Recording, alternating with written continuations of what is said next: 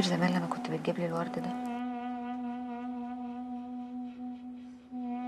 كان بيبقى بالنسبة لي أحلى من أي حاجة طارق بيعملها لي. عارف، مرة طارق اشترى فيلا في نفس الكومباوند اللي أنا فيه لما منعته إنه يدخل عشان بس يشوفني. تصدق كان بالنسبة لي ولا حاجة جنب الحاجات اللي أنت بتعملها.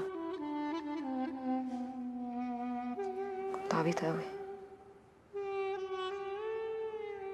أنت كنت بتحبني ساعتها ولا كنت بتضحك عليا؟ لولو، أنا بحبك من أول يوم عرفتك فيه.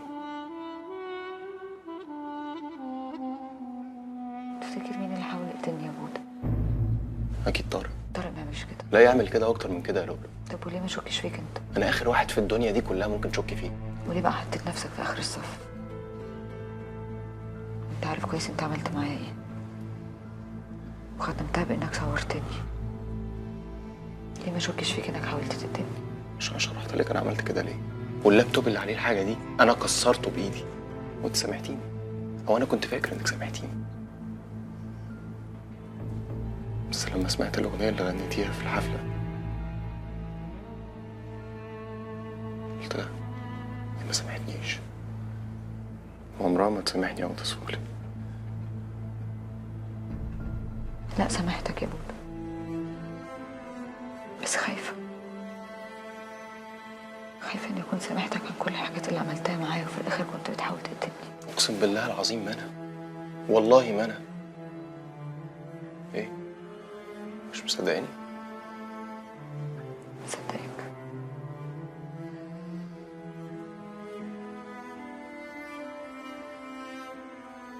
وأنت لو عرفت مين حاول يقتلني تقتله؟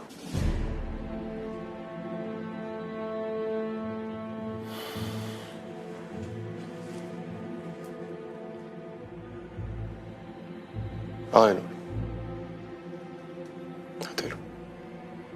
بس خليك فاكر إنك لو خلفت بوعدك يبقى كل اللي فات ده كان كده.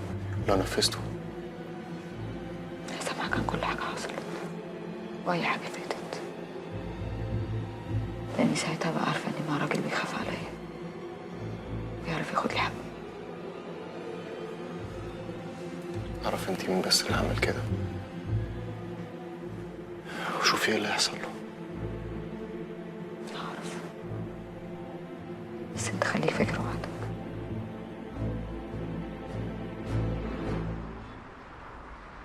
تفتكري هيوافق؟ بقول لك ايه، انا مش عايزه اسمع منك ولا كلمه ولا اسمع صوتك. ماشي، بس بعد ما المصيبه دي تخلص انا مش عايزه اشوف وشك تاني.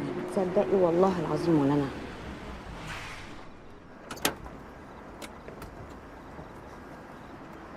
اهو وصل.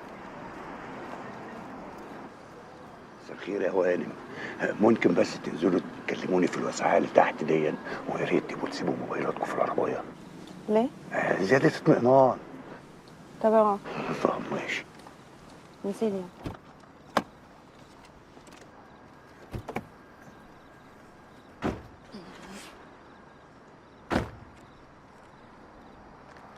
هوانم، جبتوا الفلوس؟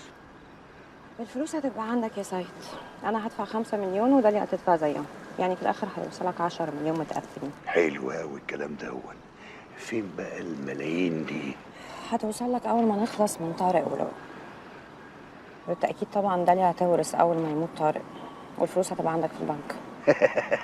يعني مفيش فلوس؟ يا استاذ سيد انا معايا دفتر الشيكات، يعني ممكن اكتب لحضرتك شيك، بس الحقيقه ان انت مش هتعرف تصرفه غير لما طارق يموت، لان مفيش فلوس تغطيه.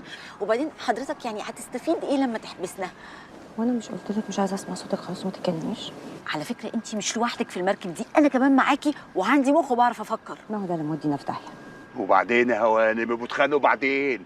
بقول لكم ايه، انا عايز فلوسي كاشات عدا ونقدا. وبعدين وحياة النبي بلاش حكايه الشيكات دي عشان بتضايق منها. قدامكم يومين بس، يا اما هقابلكم عشان اخد الفلوس، يا اما بقى بقابلكم عند سعاده الباشا رئيس المباحث افوتكم بعافيه انتوا الجوز.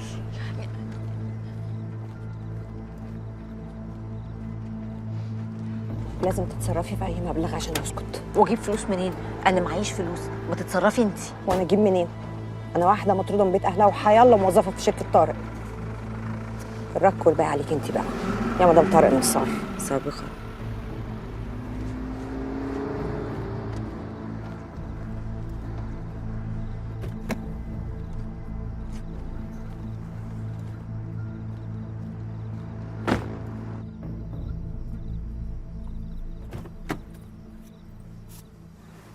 السلام عليكم. وعليكم السلام ورحمة الله وبركاته.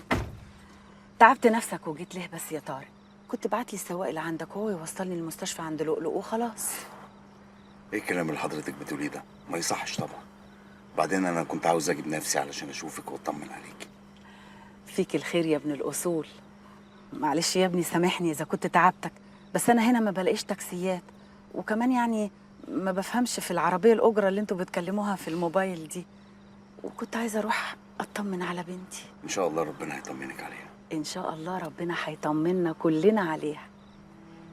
بقول إيه، مش عايز يعني تيجي تدخل بيتك ونشرب سوا كوبايتين شاي؟ بيتي؟ ما بقاش بيتي خلاص يا طنط. ما تقولش كده يا حبيبي. إن شاء الله ربنا هيصلح الأحوال ما بينك وما بين لؤلؤ. أنت ما تعرفش هي بتحبك قد إيه. لو كنت شفت حالتها لما استلمت ورقة طلاقها منك كنت هتفهم. افهم ايه تاني بس؟ ما انا خلاص فهمت كل حاجة. لا يا حبيبي، أنت ما فهمتش كل حاجة. البت السحلية اللي اسمها مروة دي ما كانتش رايدالكوا الخير، وأي مشكلة كانت بتحصل بينك وبين لؤلؤ أنا متأكدة إن البت دي كانت وراها. يا طنط المشكلة مش في مروة ولا غيرها. المشكلة ان انا ولؤلؤ ما بقيناش ننفع لبعض خلاص. ارضي الشيطان يا حبيبي وبلاش تقول الكلام ده. أنا مش بكلمك عشان أنا أم لؤلؤ بس. مش أنت قبل كده كنت بتقولي إن أنا زي والدتك؟ والدتك الله يرحمها لو كانت لسه عايشة كانت هتقولك نفس الكلام. يا حبيبي أنا عارفة ومتأكدة إن انتوا الاتنين لسه بتحبوا بعض. أنا شايفة ده في عينيكوا انتوا الاتنين. محدش عارف بكرة فيه ايه. اللي فيه الخير اكيد كاتبه ربنا. إن شاء الله ربنا كاتب كل خير. بس ورب الكعبة، البت اللي اسمها مروة دي هي أس المصايب كلها. أنا شاكة إن هي اللي كانت عاوزة تقتل لؤلؤ. ده لو هي ده ندفنها مكان ما هي واقفة. شفت إزاي أنت لسه بتحب لؤلؤ؟ بينا بقى على المستشفى وهناك تخش تطمن على لؤلؤ. لا معلش يا طنط مش هقدر. خليها فرصة تانية ان شاء الله. انا بس عاوز حضرتك توعديني انك انت ما تقوليلهاش انك شفتيني او اني وصلتك من الاساس. ماشي، هوعدك بس على شرط. واموري حضرتك. ما تقوليش يا طنط دي تاني. وانت متجوز بنتي كنت بتقولي يا ماما. خلاص يعني عشان طلقتها ما بقتش ماما، بقيت طنط؟ يا حبيبي والله العظيم انا زي ما انا ما اتغيرتش ابدا من ناحيتك، ومعزتك في قلبي ما نقصتش ولا جرام واحد. حاضر حاضر يا ماما. ايوه كده. مش ممكن التايم لاين كله ما بيتكلمش غير عن جواز طارق. انا طارق يعمل فيا انا كده؟ اهدي يا داليا، ما ينفعش تعملي في نفسك كده علشان واحده زي دي. دي مش اي واحده، دي الوحيده اللي اخدت طارق مني، وشكله كمان ماضي معاها عقد احتكار. اي واحده تانية كانت بتخش حياه طارق كنت ببقى عارفه انه يومين ثلاثه وحرميها، لكن دي لا، دي حربايه عارفه عايزه ايه وبتخطط لايه. ما هو واضح كده من الكلام اللي انت بتقولي عليها والكلام اللي نهال قالته عنها ان البنت دي مش سهله.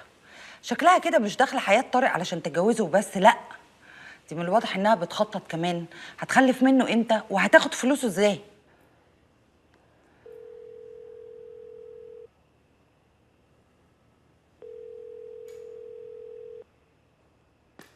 مش ممكن، للمره ال500 بكلمه عشان يفهمني ايه اللي بيحصل مش بيرد عليا. أنا قلت لك يا حبيبي من داي 1 إن البت دي مش سهلة، دي عرفت توقع طارق نصار. يا حبيبتي طارق نصار ده مش محتاج واحدة زي لؤلؤ عشان توقعه. طارق نصار أساسا نسوانجي وأنا عارفه. بس البت تستاهل بصراحة. تستاهل الضرب. طبعا تستاهل الضرب، ما أنا قصدي إيه؟ بقول لك إيه، اوعى تكون فاكر انها واقعه في دباديبه وبتحبه. لا يا حبيبي، هي حابه قرشيناته، حابه الفلوس. طب تصدق بقى وتراهن ان هي اللي سربت خبر الجواز عشان تخرب بيته وهو اللي يفضل معاها؟ يا حبيبتي من غير ما راهنك ولا حاجه، هي بنت وحشه وعايزه تخرب عليه بيته وعياله. ما تسيب البتاع ده بقى وتركز معايا. حاضر يا ستي. شوف يا كمالي، احنا من ساعه ما بنصحى لغايه ما بننام ما وراناش غير لؤلؤ لؤلؤ. انسيها شويه وفكك منها وركزي في روحك. مساء الفل والجمال على اجمل ناس في العالم. عندي خبر ليكي هيطيرك هيجننك كده من الفرحه. إيه؟ عرفت من مصادر ليا جوه شركه طارق نصار انه هينزل خبر تكذيب من جوازه من لؤلؤ. شفت؟ صدقتني؟ مش انا قلت لك انها دبسته وهو دلوقتي اللي عايز يخلع؟ بس مش هو ده خالص الخبر اللي انت عايزه تسمعيه يا كوكي. انا عايزه اقول لك بقى ان انا جبت لك تاريخ البنت دي من ساعه ما اتولدت. الهيستوري كله مليان اكشن، سجون بقى على ملاجئ، كل اللي نفسك فيه. طب بقول لك ايه بقى، كلمي لنا حد من مذيعين حبايبنا حالا.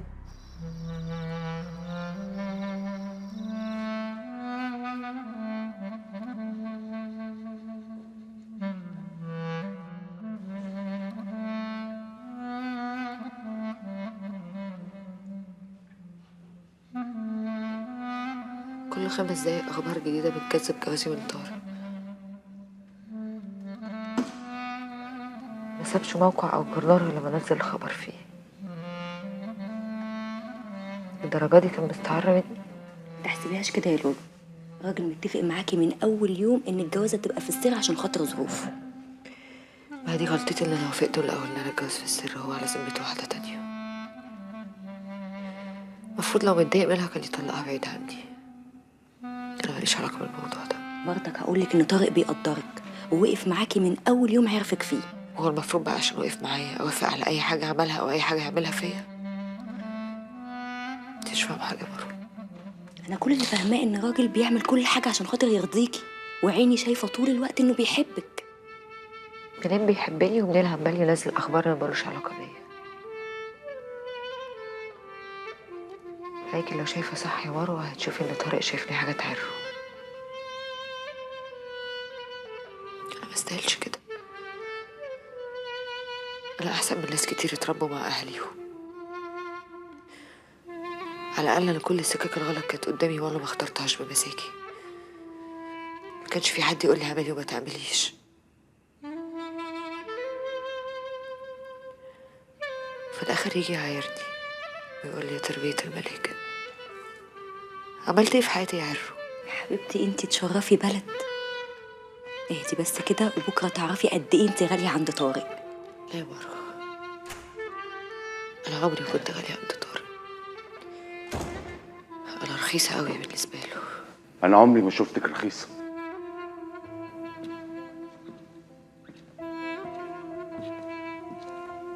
بالعكس. طيب انا هستأذن انا واسيبكم تتصافوا.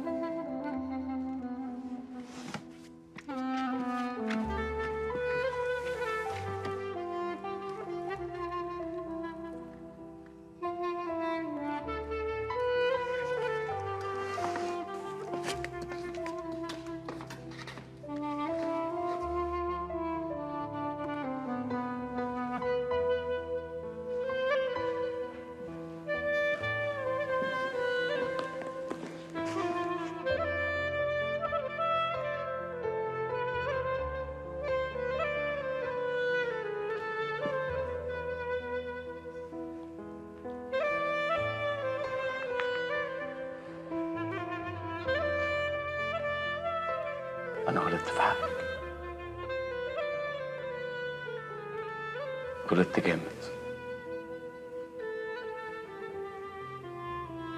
بس لو فكرتي شوية بهدوء وبعقل هتلاقي إن ليا عندك كتير قوي يخليكي تسامحيني.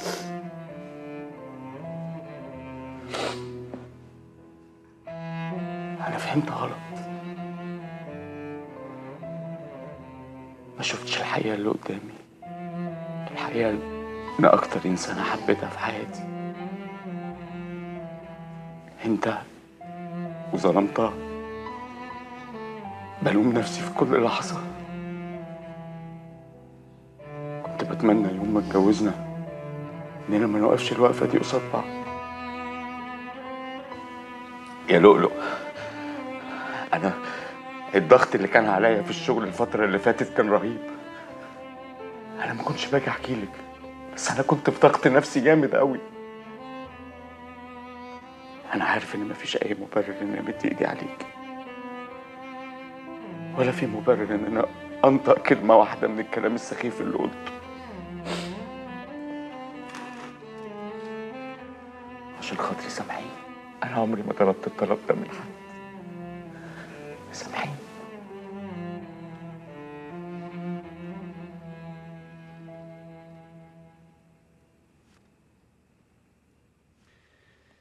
انا خايفه قوي على لؤلؤ يا مجدي. دور الاكتئاب اللي هي فيه ده انا اول مره اشوفها فيه. انا خايفه يحصل لها حاجه.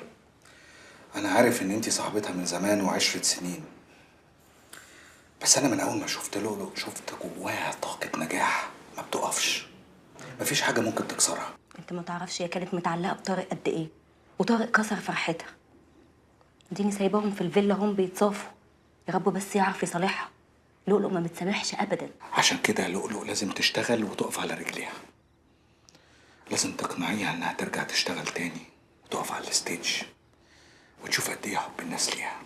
هتفرق معاها كتير.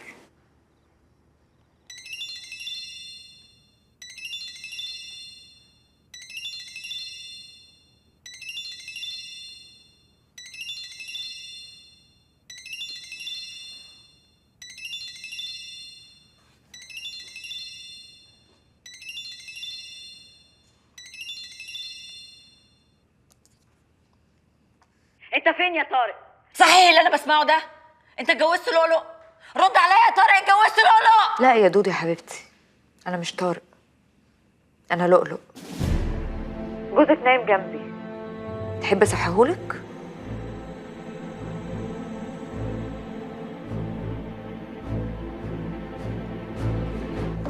طارق، طارق،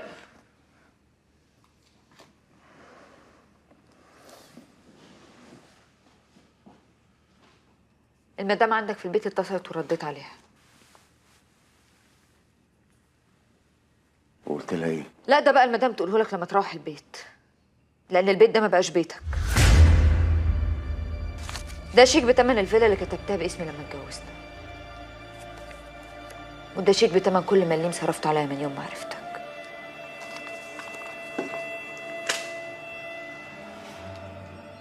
اطلع بره يا طارق،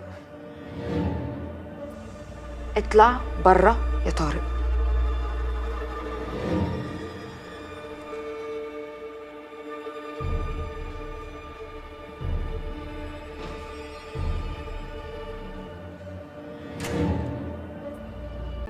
لجيتي ليك هتخلص في كلمة هقولها لك، هترد عليا برضو بكلمة.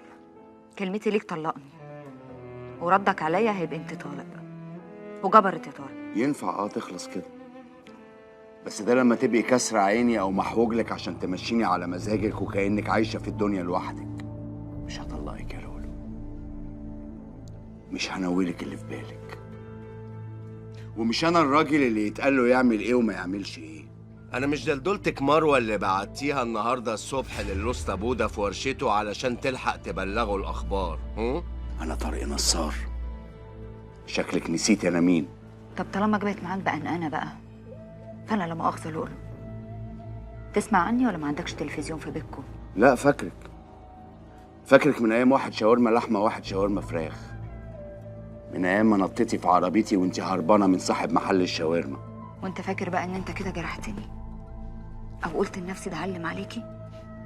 بالعكس، ده كلامك ده بيفرحني وبيخليني متاكده انك عارف ان جوايا واحده اسمها ثانيه، اول ما بصفر لها بتحضر. ودي بقى ايه؟ لا بيهمها نجوميه ولا كلام ناس، تعز الفضايح وسعدها في الشكل. ما عندهاش اللي تخاف عليه، اصلها تربيه ملاجئ وامها خريجه سجون وابوها قليل الاصل، وهي واخده طبعها منه. فبالله عليك قولي هتطلقني امتى وازاي بدل ما اطلق عليك ثانيه، وهي هتبقى حابه الخلع اكتر من الطلاق، تموت في الجرس.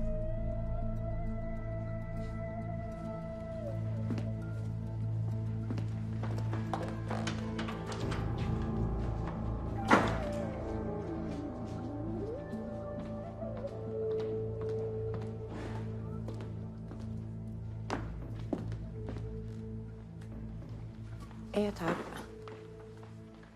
هو انتوا اتخانقتوا؟ خليكي في حالك.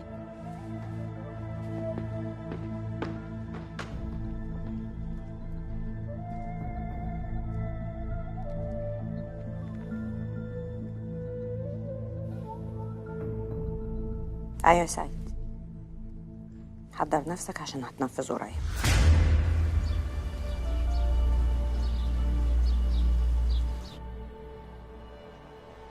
معقول يا مجدي يا ابني واحد ملو هدومه زيك كده ولحد دلوقتي ما لقيتش بنت الحلال؟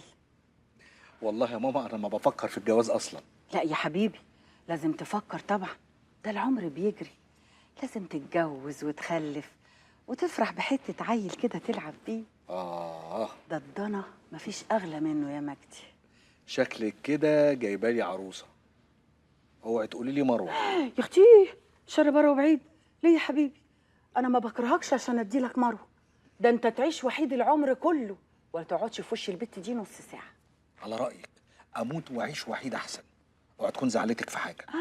تزعلني وهي تقدر؟ هي تقدر تبص لي بصه ما تعجبنيش؟ انا بس ما برتاحلهاش البت دي، ولما بشوفها قلبي بيتقبض. ومين سمعك؟ خلاص غير سيرتها بقى. قال البت دي ب100 وش، وقال ايه؟ قال بتحب لؤلؤ. قال البت دي عندها مشاكل نفسيه كتير وممكن تاذي بيها نفسها. من اول ما شفتها وهي بتقول انها بتحب لؤلؤ.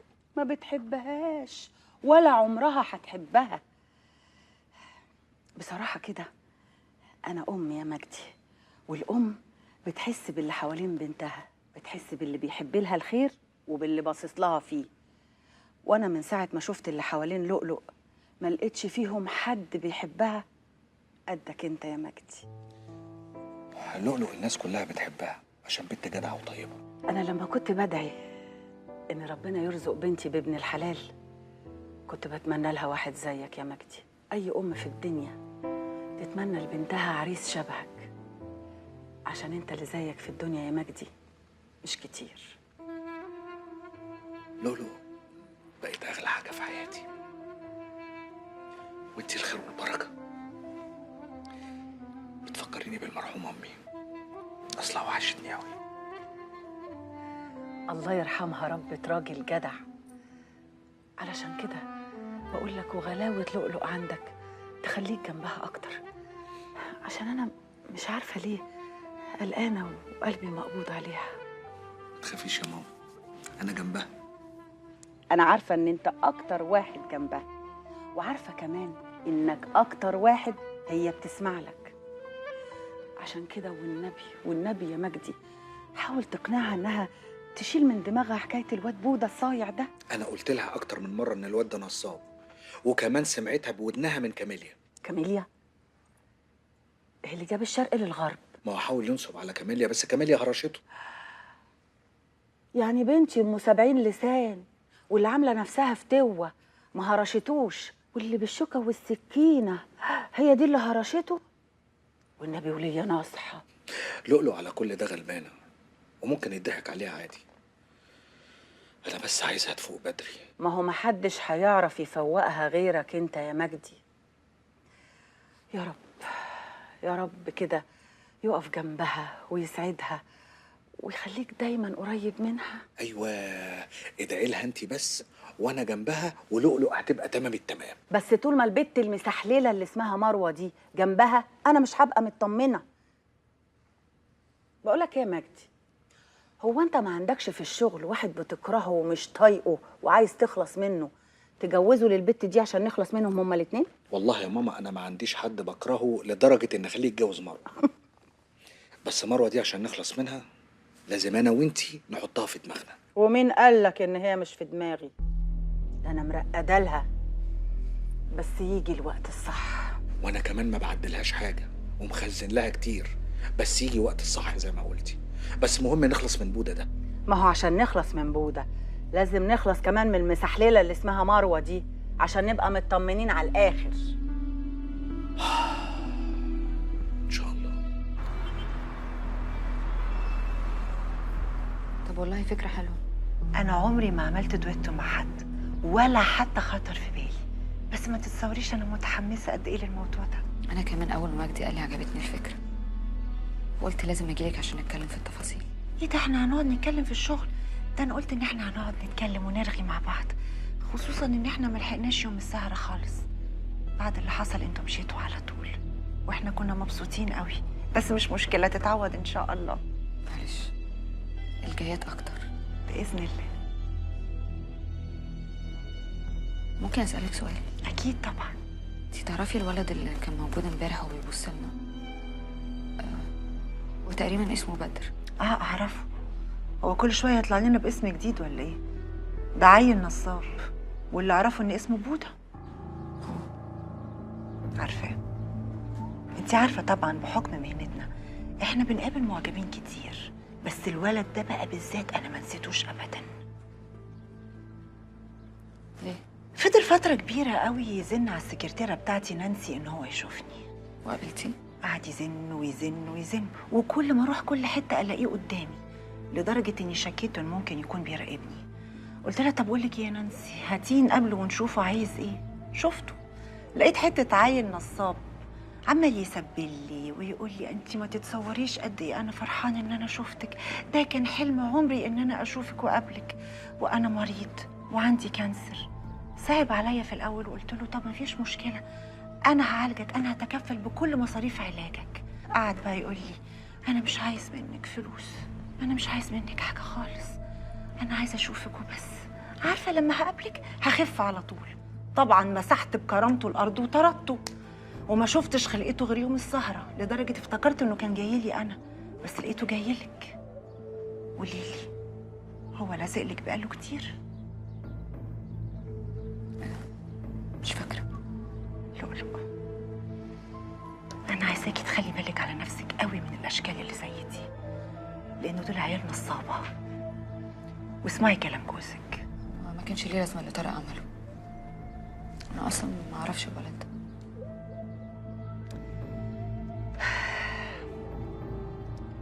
تسمحي لي اتكلم معاكي شويه بخصوص طارق؟ انت عارفه طبعا ان طارق دون جوان بيعرف بنات وستات كتير قوي، بيعرفهم شويه ويسيبهم على طول. وعلى فكره هم بيبقوا عارفين الكلام ده. بس دول نوعيه تانية من البنات يا جميل. مش شرط، في ناس كتير كويسه وبيبقوا معروفين في المجتمع، بس هم بيعرفوه لان يكفيهم فخرا انهم يعرفوا طارق نصار. بس الحقيقه بقى من ساعه طارق ما عرفك وهو لا بيشوف حد ولا بيقابل حد ولا بيتصور مع حد.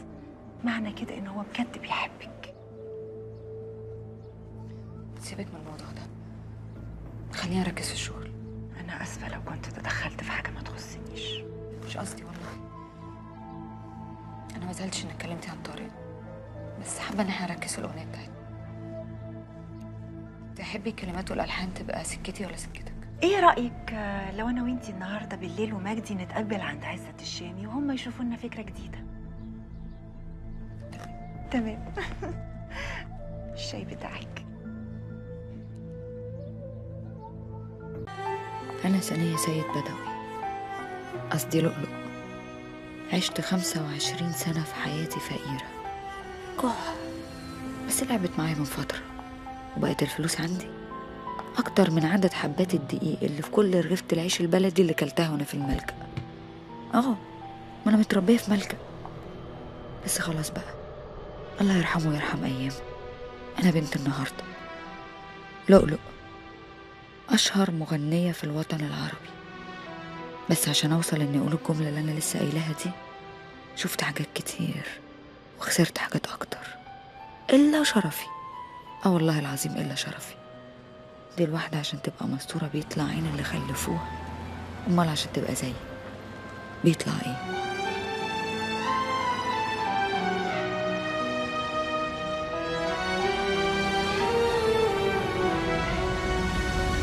خير، لؤلؤ المفروض تطلع على الاستديو من ساعتين والجمهور عامل مشاكل، ومستر عزت الشامي قافش.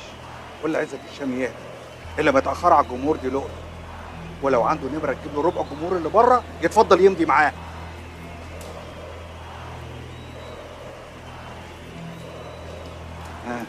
ايه الاخبار؟ فكت؟ هبت فينا كلنا وطردتنا بره. بس يا حماني ما تخبطش على الباب، لان اي حد بيخبط عليها بفلوسه. خليك في المكياج اللي انت فيه.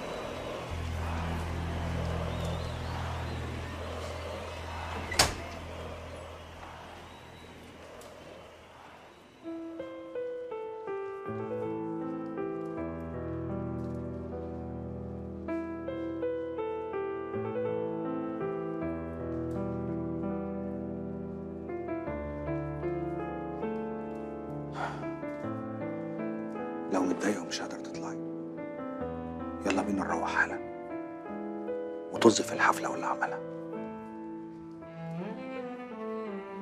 أنا لما خدت الحفلة دي ما بصيتلهاش على إني مدير أعمالك، أنت عارفة آخر همي لو المكسب فلوس. أنا خدت الحفلة دي عشان خاطرك أنت، عشان ما ينفعش نغيب عن الناس، والنجم اللي يغيب عن الناس يغيبوا عنه. مبقتش فارقة، شبعت تسقيف ومنادية باسمي، شبعت حب من اللي معرفهمش. لازمته ايه لو من غريب؟ طب حلاوته لو من قريب يا مجدي.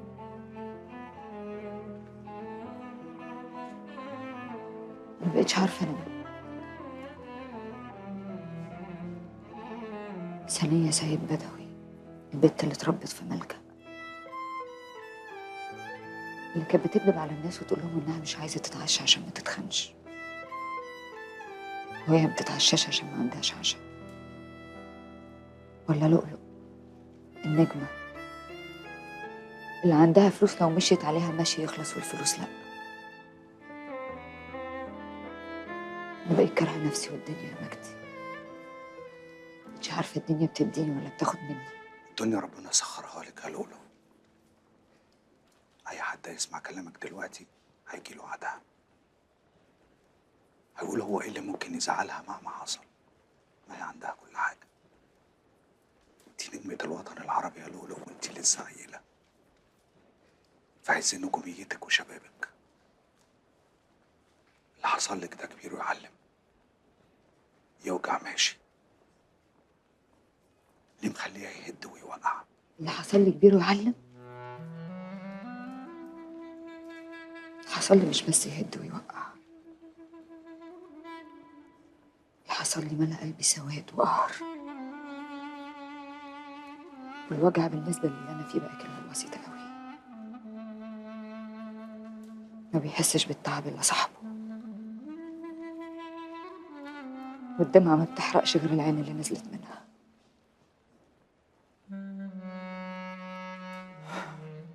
أنا بخاف عليكي خوف انتي عارفة كويس. أنا بعمل دايما لمصلحتك، بقول الحق وحتى لو زعلك. كده بتموتي نفسك، يا إما هتعيشي بس من غير روح. أنا عايزك تدوسي على اللي فات، عايز أشوف لؤلؤ اللي أعرفها، اللي الدنيا ما تقدرش عليها مهما عملت. قدرت يا مجدي، والله قدرت عليا.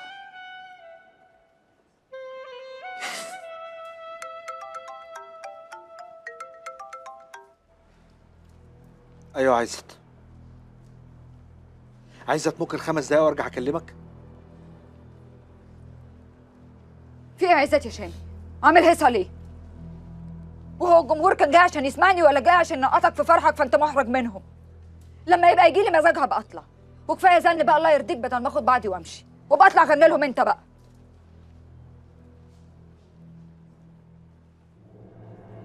هطلع على المسرح دلوقتي يا مجدي، بس وشرف امي لطلعهم هم كمان على المسرح واحد واحد، وخلي الدنيا كلها تتفرج عليهم ولا أراجوزات السيرك.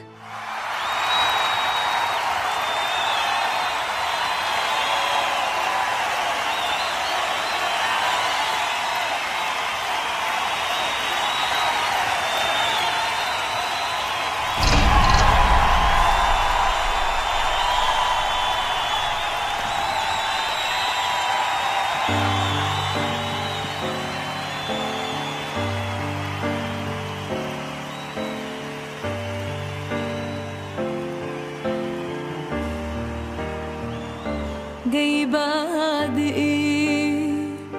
ما انا كنت ملكك، مستعدة اموت عشانك.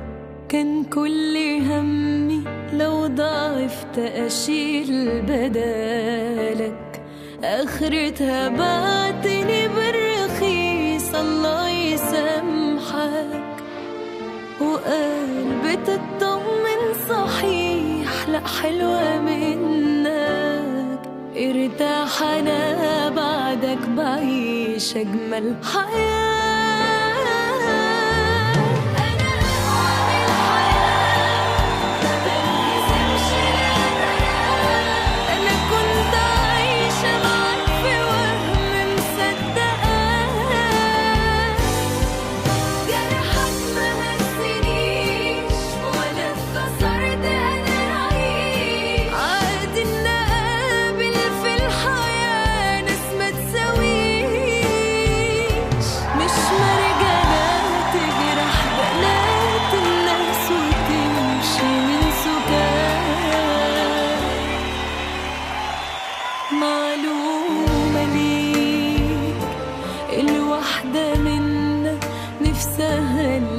تبقى تحس أبوها أمنها تتسند عليه، مش حد مستهتر ضعيف وأناني زيك، وكفاية كنت معايا واقف زي ضلك، ارتاح أنا بعدك بعيش أجمل حياة.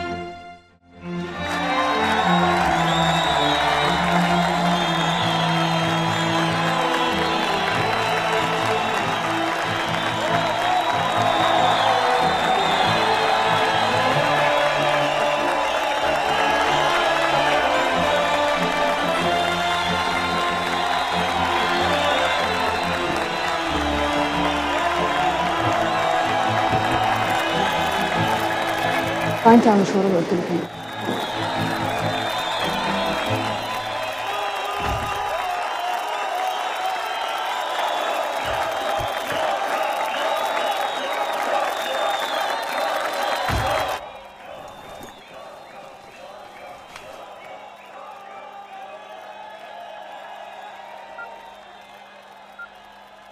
أنا أقوى من الحياة، كنت بتغنيها لي.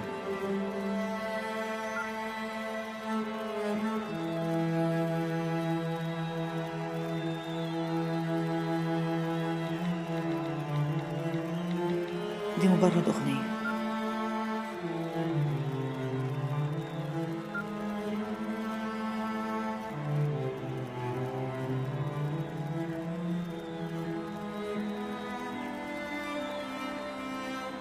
لولو أنا بحبك. بحبك يا بدر.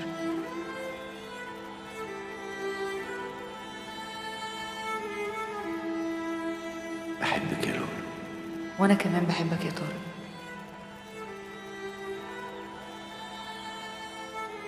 اطلع يا جميل. صدقني يا طارق الكلام معاها تاني مش هجيب نتيجة، ولو جاب نتيجة هتبقى عكسية. عشان خاطر يا مجدي حاول معاها تاني. انت مش قلت لي ان انا اكتر واحد بيفهم لؤلؤ؟ اهو من فهمي ليها اقدر اقول لك ان ما ينفعش نتكلم في موضوعك دلوقتي خالص. هي مش شايفة غير امها اللي لقيتها بعد ما غابت عنها من سنين. هي مش ماتت؟ لا، دي معاها دلوقتي في البيت.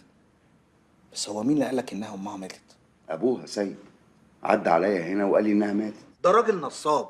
هي مش حكي لك اللي عمل معاها من سنين؟ ايوه حكيت لي كتير عنه، بس ما كنتش اتوقع انه بالقذاره دي.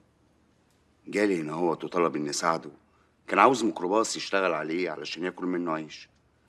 فبصراحه اديت له شيك بتمن اكتر من تمن الميكروباص، قلت ابعده عن لؤلؤ والسلام عشان ما يضايقهاش. على العموم يا سيدي كتر خيرك، بس هو مش هيسكت على كده.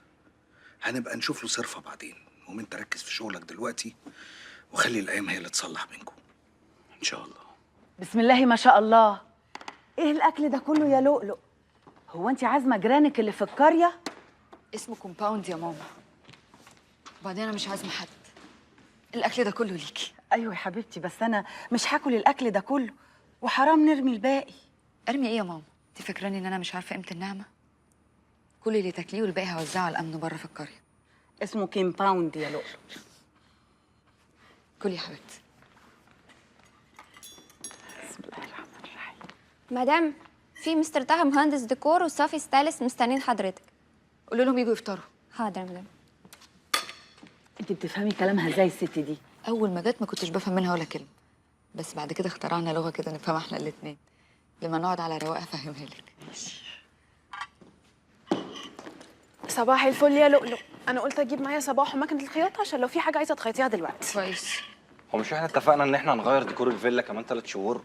امال جايباني على ملا وشي الصبح ليه كده؟ فطرت؟ لا. طب افطر، عشان ساعات المعده وهي فاضيه بتنقع على المخ بغباوه. افطر يا صافي. مد ايدك صباح ما تتكسفيش. بصي يا هندسه، عارف الاوضه اللي فوق في اخر الطرقه؟ انهي اوضه؟ الاوضه اللي فيها بلكونه كبيره. مالها؟ بتسلم عليك وبتقول لها خليني احلى اوضه في الفيلا. عايزاك تفورها لي. عايزه عفش جديد وتلفزيون كبير، وفور لي الحمام، وافتحها لي على الاوضه اللي جنبها. عايزاها اوسع اوضه في الفيلا. ايه ده كله؟ مين هيقعد في الاوضه دي بقى؟ هيقعد فيها اغلى واحده في حياتي. ما عرفتكوش. امي. ايه مالكوا بتبصوا لبعض كده ليه؟ كنا مفترقين وتلاقينا. وبعدين انتوا مالكوا اصلا؟ احنا والله ما سالنا يا لؤلؤ. استني، انت دورك ما جاش. هتخلصي القصه دي في قد ايه؟ يعني اسبوعين كده على الاقل. 3 ايام وتسلمني مفتاح الاوضه. ازاي؟ خلص الكلام. جبتي كتالوجات القماشه؟ ايوه يا استاذه. اتفضلي. وريني. بصي يا ماما، ايه رايك في الالوان دي؟ حلوه. لايه؟ ليكي يا حبيبتي. عايزه افصل لك كام طقم جداد. معقول يا لؤلؤ بعد العمر ده هلبس الالوان الملعلعه دي؟ ما يصحش، انا كبرت على كده. ومين بقى اللي قال ما يصحش؟ الزمن يا لؤلؤ. الزمن ده يا ماما احنا اللي نقول له ايه اللي يصح وايه اللي ما يصحش. وبعدين تعالي هي مين دي اللي كبرت؟ انت عارفه انت لو طلعتي معايا بره المعجبين هيسيبوني ويجوا لك انت. صافي، عايزاكي تفطري وتطلعي فوق الاوضه تاخدي مقاسات الاستاذه. عايزه لما طه يخلص الاوضه مش عايزه الاقي حته فاضيه في الدولاب من الهدوم. بس احنا كان لازم نبدا دلوقتي. بتبداي وانا مكتفاكي. اطلعي حطي حاجتك في اوضتي. حاضر. على ما الحاجه تشرب كوبايه الشاي. وانت يا بتاع الاسبوعين ايه؟ اطلع ابدا، هبعت لك سندوتشات فوق. يا ست حاضر.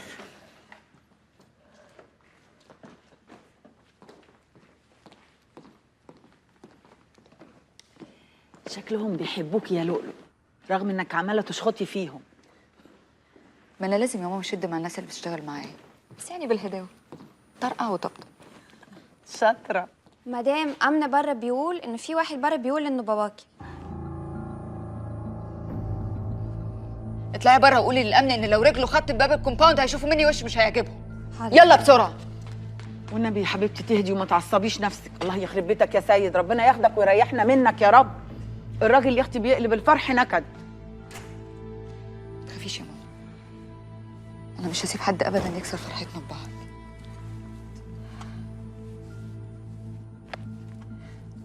الله يا جدع انت بتزقني. بقول لك انا ابو النجمه لؤلؤ وجاي لها.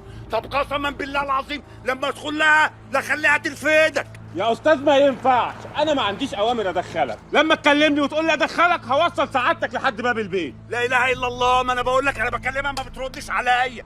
تعالى انت بس دخلني لحد جوه وانا اسمعك بودانك ديت ان هي اللي قالت لي تعالى لي. الناس اللي عند النجمه جوه هم اللي كلمونا قالوا انت ما تدخلش. طب قسما بالله العظيم لا شردها قدام جيرانها.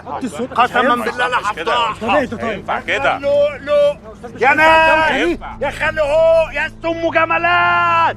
انا ابو الست لؤلؤ النجمه الكبيره مش هينفع اللي وهي بتعمله ده. سايباني في الشارع ورمياني ومش لاقي اكل. بقول لك يا راجل انت ما جيش تعمل الشويتين دول هنا، امسح بكرامتك الارض. وكمان جايبه لي ناس يضربوني. اوعى يا عم ترى يا جدعان هو مفيش كاميرات هنا تصور اللي بيحصل لي دوت عشان انزله على النت وافضحها يا جدعان يا جيران لؤلؤ. ما تلم نفسك يالا. نبيل هات الراجل ده.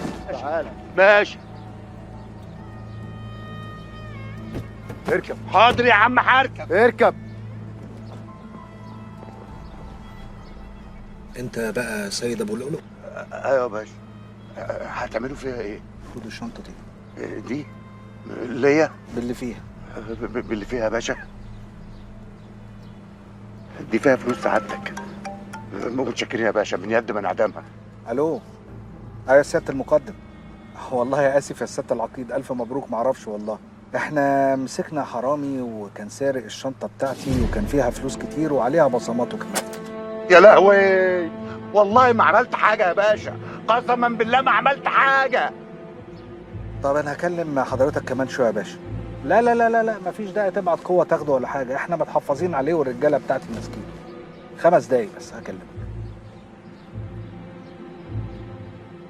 ممكن كمان 5 دقايق يا سيد اضيع 5 سنين من عمرك، ايه رايك؟ يا باشا بالله عليك انا خدامك، بس بلاش تجيب الحكومه تاخدنا يا باشا. انا راجل كبير ومش حمل الحجز ولا نومه البرش يا باشا. يعني هتسمع الكلام يا سيد؟ هو سمعه يا باشا. الشارع ده ما تمشيش فيه تاني، ولؤلؤ تنساها خالص، ولو راكب توك توك ومشغل اغنيه لؤلؤ تنزل منه بسرعه. سمعت الكلام وحفظته يا سيد؟ واسمعه لك صم يا باشا، بس بالله عليك سيبني امشي. سيد احجزك. بلاش يا باشا بلاش. سيبه يا نبيل.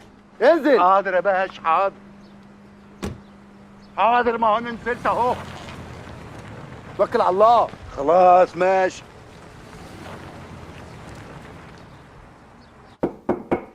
يا حبيبتي افتحي عشان خاطري، انتي بقالك يومين ما كلتيش. منا عشان خاطري.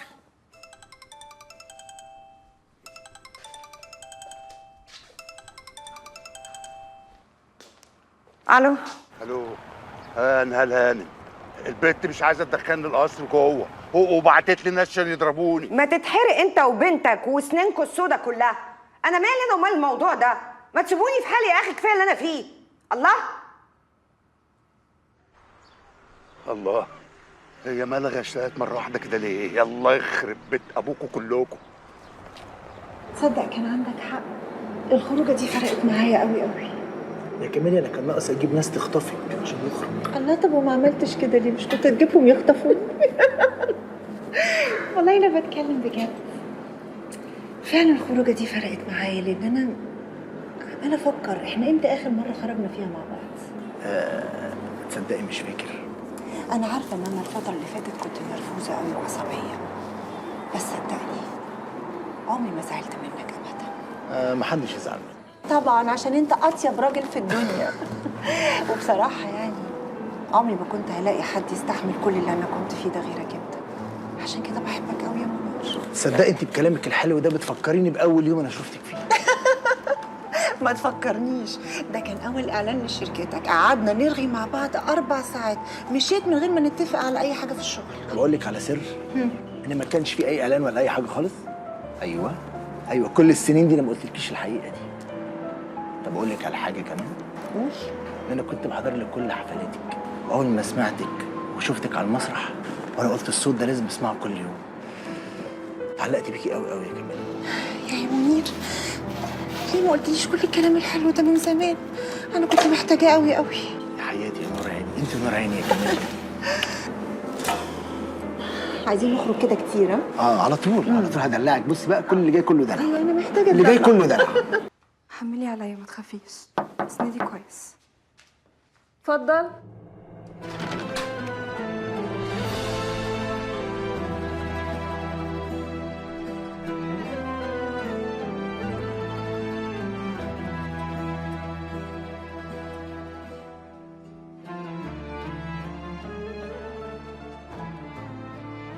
اسندني يا مجدي، هعرف اتسند عليك.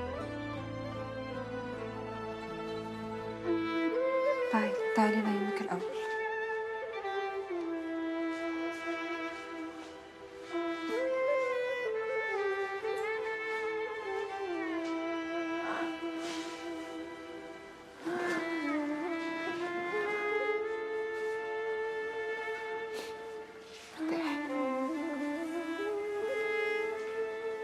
لو احتجتي حاجه انا بره.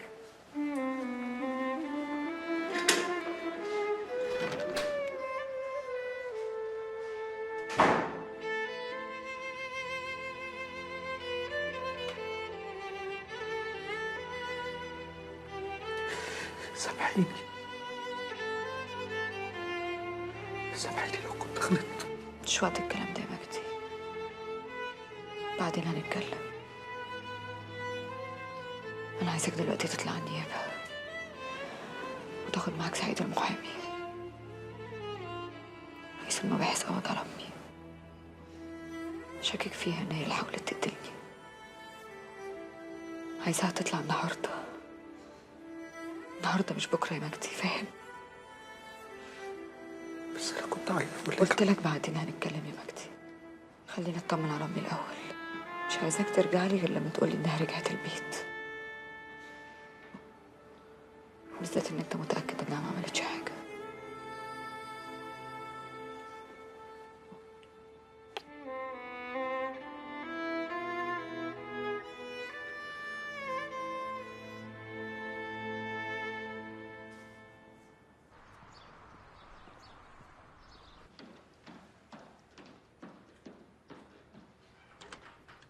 طارق، ايه يا نهال في ايه؟ انت اللي حاولت تقتل لؤلؤ؟ تصدقي ان انا كنت هسألك نفس السؤال. تسألنا ليه؟ هو ايه اللي بيني وبينها عشان اقتلها؟ عيب عليك يا نهال، انت عارفه كويس قوي ان انا ذكي، بس ما تعرفيش ان انا بحس قوي باللي بيكرهني. عارف ومتأكد ان وانت واقفه قدامي كده وبتضحكي في وشي انك اول ما تلفي وتديني ظهرك هتبقي بتتمنيني الموت انا وكل اللي بحبه.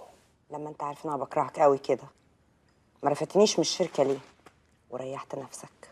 اقول لك، هو انت لما تبقي عارفه ان في عقربه عاوزه تلدعك تبعديها عنك وما تعرفيش هتجيلك امتى ولا هتموتك منين، ولا تخليها قدامك وتراقبي كل تحركاتها عشان لو فكرت بس انها تغدر تديها بالجزمه وتسويها بالارض؟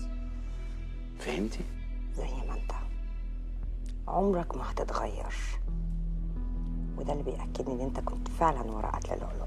عموما الايام ما بيننا يا نهال، وهنعرف ساعتها مين فينا اللي حاول يقتل لؤلؤ. وعلى فكره ده قريب قوي مش بعيد.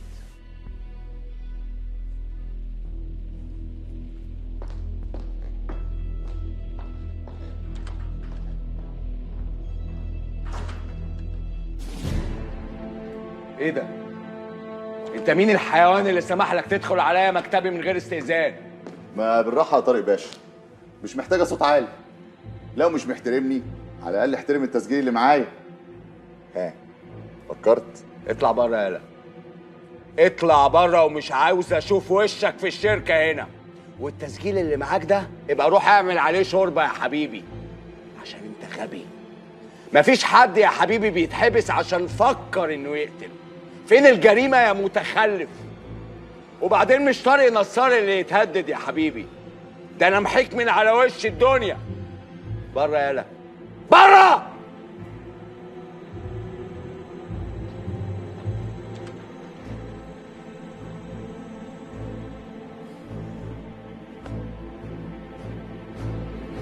بقول لك يا زنجة، انا مش عايز اعرف وتفضل تزن عليا كل شويه. كان يوم اسود يا اخي لما قلت لك تنزل الاخبار دي على لسان لولو انها بتكره كاميليا. فلوسك كده وصلت لك فما تطمعش اكتر من كده. فكك مني عشان انا مبسوط دلوقتي. هو كان فاكر ان انا عمري ما هعرف اوصل لك ولا اجي لك ولا افضحه. باهر جالي وطلب مني ان اشتغل على الخبر بتاع لولو انها بترفض التعاون معاكي في الدويت اللي كنتوا هتعملوه، وقال لي لو الخبر اتنشر على الصفحات هدفع لك 30,000 جنيه. ماهر يعمل كده؟ وده كمان نصب عليا وبعت لي 15 بس مع نانسي. نانسي؟ الأستاذة نانسي كانت بتتابع معايا الأخبار أول بأول، تنزل إمتى وفين عشان الخبر يفرقع ويبقى ترند. مش مصدق اللي أنا بسمعه ده. أنا آسف حضرتك إني جيت وقلت حاجة زي دي، بس ده برضه شغلي، وأنا ما كنتش أعرف إنه هيضايق حضرتك، وما كنتش أعرف برضه إن الأستاذ ماهر والأستاذة نانسي هياكلوا عليا ال 15,000 جنيه اللي متبقيين لي. إذا كان على الفلوس ما تشغلش بالك بيها، أنا هكتب لك شيك ب50,000 جنيه بس، ولا كأنك شفتني ولا نعرف أي حاجة، والفويس نوت ده تبعتهولي على تليفوني. أنا ولا شفتك ولا جيت، وأنا بقى هعرف أربيهم.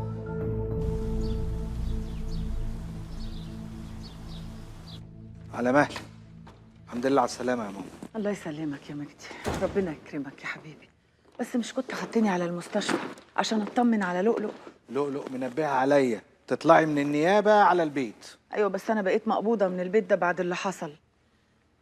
والنبي يا مجدي، والنبي عشان خاطري استنى اطلع اغير هدومي واجي معاك المستشفى. ممكن بقى تقعدي وتطلعي ترتاحي وبكره الصبح عدي عليكي واخدك على المستشفى؟ ايوه يا مجدي، بس انا مش هرتاح وانا مش شايفه بنتي قدامي ولا مطمنه عليها. تفتكر يا مجدي مين اللي كان عاوز يقتلها؟ والله يا ماما انا مش مركز غير ان لؤلؤ تقوم بالسلامه، وبعد كده نبقى نشوف مين. انا قلبي حاسس ان مروه ليها يد في الموضوع ده. انا قلبي عمره ما كذب عليا. الله اعلم. اصل هيكون مين غيرها يا مجدي؟ البت جت هنا تتدحلب للؤلؤ في الليله الشؤم دي، واكيد كانت كرهاها، لان مش معقول هتلحق تصفالها وترجع تحبها تاني بالسرعه دي. اقسم بالله لو اتاكدت ان البت دي ليها يد في الموضوع انا ما هرحمها. سواء هي او غيرها اكيد البوليس هيوصل للقاتل وهياخد جزاته. انت بس اطلعي ارتاحي وما تفكريش في حاجه. ربنا يحفظك يا بنتي وينتقم من اللي كان عاوز يقتلك.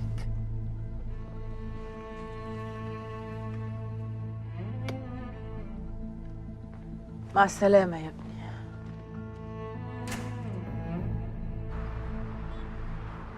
بص بقى يا لولو، انا جاي اتكلم معاك المره دي بشكل ودي جدا. اولا طبعا عشان اطمن عليكي، ثانيا وده الاهم لازم افهمك ان دي طبيعه شغلنا، ان احنا لازم نشك في اي حد. يعني اقسم لك بالله انا لو اخويا في الجريمه دي اشك فيه عادي واخد ضده كل الاجراءات القانونيه المطلوبه. كلامك كله على راسي، بس كله الا امي. انا متفاهم كلامك كويس جدا، بس ما تنسيش برضو ان النيابه افرجت عنها لما ما لقيتش حاجه ضدها خالص. احنا لسه في مرحله البحث وجمع المعلومات عشان نلحق نعرف مين اللي حاول يعمل الجريمه دي قبل ما يكررها تاني. طب بص يا علي، معلش خليني اقول لك يا علي، بما انك قلت انك جاي بشكل ودي، خليني اغششك حاجه صغيره ممكن تساعدك. اتفضلي. انت ممكن تشك في كل اللي حواليك الا 3: امي، طارق، ومجدي. ال3 دول اكتر 3 بيحبوني وبيخافوا عليا. غير كده تشك في اللي انت عايزه. بس القاعده بتقول اللي انا اتعلمتها في شغلانتي ان اول ناس احنا ما نشكش فيهم هم ممكن يكونوا اول ناس حاولوا يرتكبوا الجريمه دي. يا ريت تفهمي كده. هم ال3 دول بالذات استثناء القاعده دي. صدقني انا معرفش الناس اللي حواليا كويس وعارفه انا بقول لك ايه.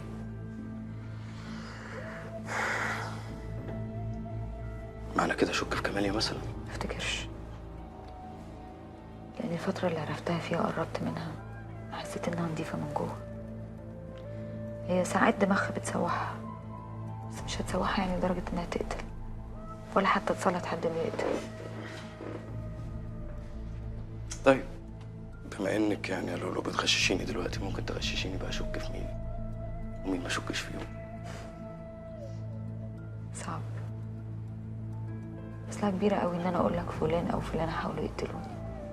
ممكن اطلع بظلمهم او بتهمهم بالباطل. انا اللي عايزك تظلمه ولا عايزك تتهمي حد يا لولو. كل الموضوع باختصار ان انا عايزك تمسكيني خيط، يعني تديهولي امشي وراه يساعدني شويه في القضيه، مفيش مشكله. صدقني انا لو عارفه انا هقول لك، عجبتني مثلا ضربة السكينة فحاسة ان انا عايزة اتضرب تاني. وبعدين بقى انت قلت ان انت جايب شكل ودي، وبرضه رجعت لموضوع القتل تاني. بتهيألي الموضوع ده نأجله في المكتب يا حضرة الظابط. الله، ليه حضرة الظابط ده ورسميات دي؟ مش كنت عليه من شوية؟ لا ده لما كنت جاي في شكل ودي، بس انت برضه جاي تتكلم في موضوع القتل. ماشي يا لولو، عموما انا هقفل الكلام دلوقتي، بس هنكمل كلامنا تاني مع بعض على اعتبار انه بشكل ودي. هسيبك.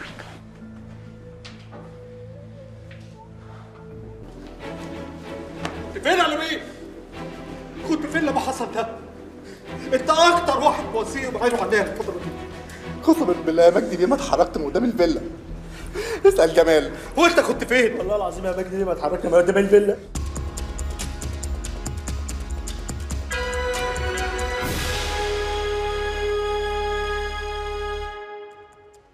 جاءنا الآن هذا النبأ العاجل، حيث أكد مصدر أمني عن تكثيف قوات الشرطة جهودها للبحث عن شخص مجهول حاول الشروع في قتل الفنانة لؤلؤ في منزلها.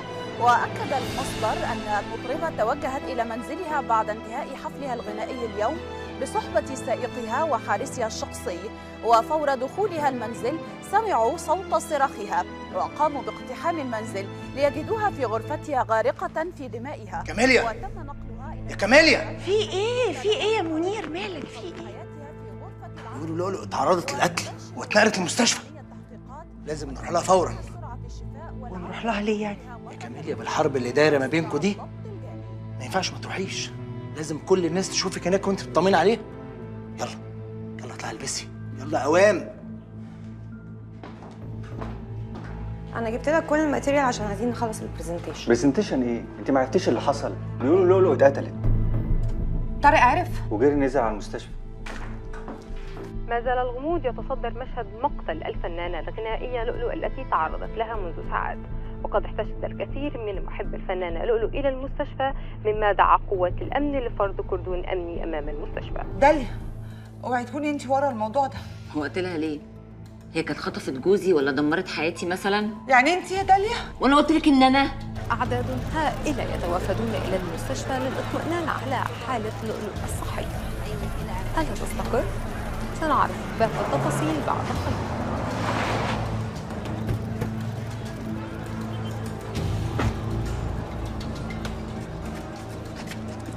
طارق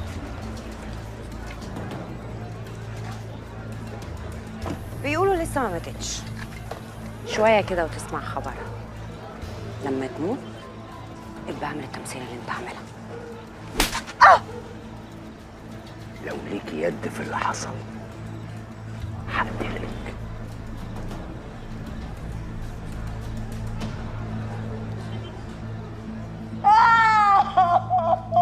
يا رب قتلوكي يا ضنايا، قتلوكي يا بنتي، قتلوكي يا رب يا رب. انا ماليش غيرها يا رب يا رب. خدني انا وخليها يا رب، خدني انا. ما تخافيش يا بنتي، خدني يا رب. مفيش حاجة ان شاء الله هتقوم بالسلامة. يا رب يا من ايديك، من ايديك يا رحيم. يا عم بقول لك انا ابوها يا جدع، بقول لك انا ابوها وعايز اشوفها. البنت بتموت وعايز اطمن عليها يا جدع. هو اهو بيقول لك سيبوه. يا باشا طمني، البنت عامله ايه؟ ماتت؟ انت تقف هنا وما اسمعش صوت نفسك، ولا انت عارف انا ممكن اعمل فيك ايه؟ يا باشا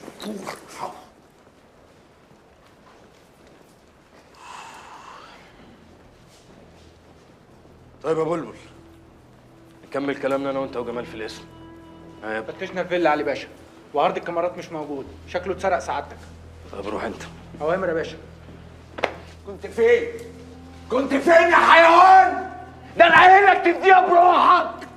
ايه اللي حصل ده؟ حصل ازاي؟ رد! ايه ده؟ انت مين؟ انت اللي مين؟ انا اللي مين؟ علي ابراهيم رئيس المباحث، ممكن نتعرف يا باشا؟ وانا طارق النصار، جوز لؤلؤ.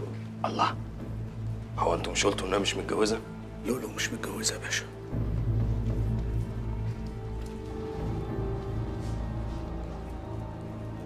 اعتبرني جوزها. اعتبرك؟ اه. ماشي يا باشا. عموما عندي مشوار كده صغير مع الاساتذه، هرجع لك مخصوص عشان نتكلم مع بعض شويه. وانا مستنيك. على اعتبار انك جوزها. اه. يلا يا ابني.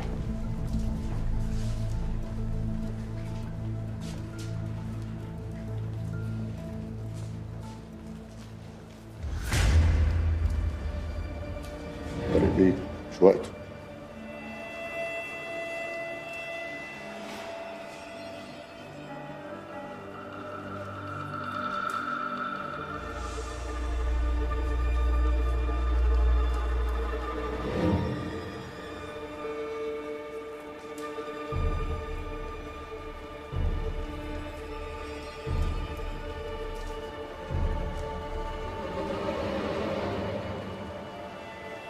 ازيك يا طارق؟ ازيك يا كمال؟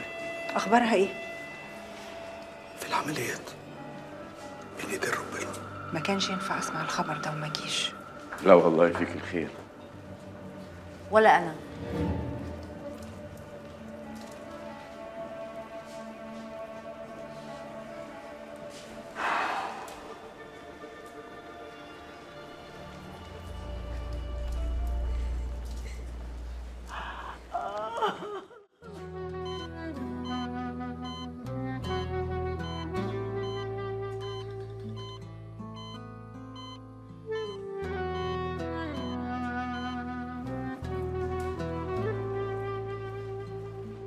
ما بقتش عارفة مين الحلو ومين الوحش، مين اللي بيحبني ومين اللي عايز يغدر بيا من ورا ظهري.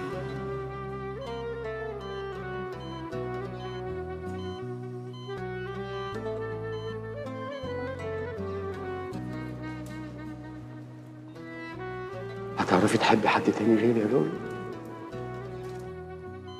وانت بقى فاكر ان بالفلوس اللي بترميها في كل خطوه انا بمشيها انك كده بتساعدني؟ وانت امتى تفهم؟ كانت بصتك ليا بس بتعيشني يا لولو. انت اكتر حد في الدنيا انا ارتحت معاه. انا معاك كنت حرة، دلوقتي حاسة ان انا متكتفة مربوطة من ايدي ورجلي. يا ماما، حضنك ده اللي بيقويني. ده انا اللي بقوى بيكي يا خالد. عارف انا لما ببص لك بشوف فيك ايه؟ بشوف ظهري المحي. انا كل حاجة وحشة حصلت لي في حياتي كانت بسببك انت. عايز اشوف لؤلؤ اللي اعرفها، اللي الدنيا ما تقدرش عليها مهما عملت. قدرت يا مجد، والله قدرت عليا.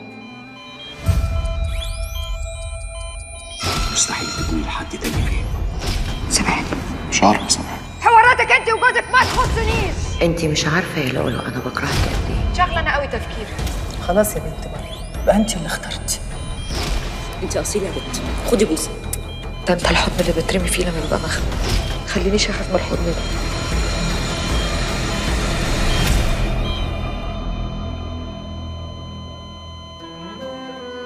عايزة افهمك حاجة عني، عايشة او ميتة. انا طيبة، بس اللي يدوس عليا بيطلع اوحش ما فيا، واوحش ما فيا حية ما بتلدعش غير في الوش. الحمد لله على سلامتك، نورتي بيتك. على مهلك على مهلك. على اقل من مهلك. يلا حبيبتي، بالراحه يا نور عيني، بالراحه. اقعدي حبيبتي.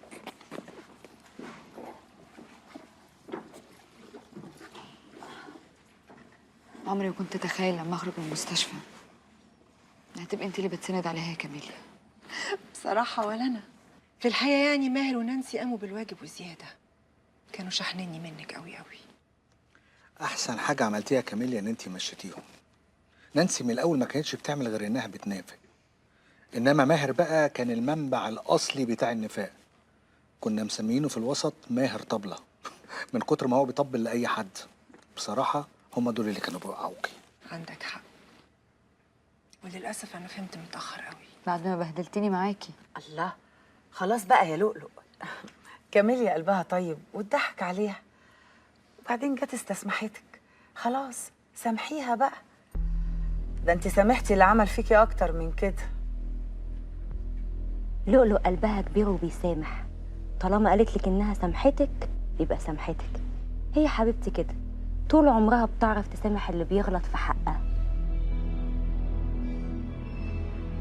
اديك اهو سمعتي من صاحبة عمري اللي معشاني وعارفاني كويس، وانا وهي فاهمين احنا بنفكر ازاي.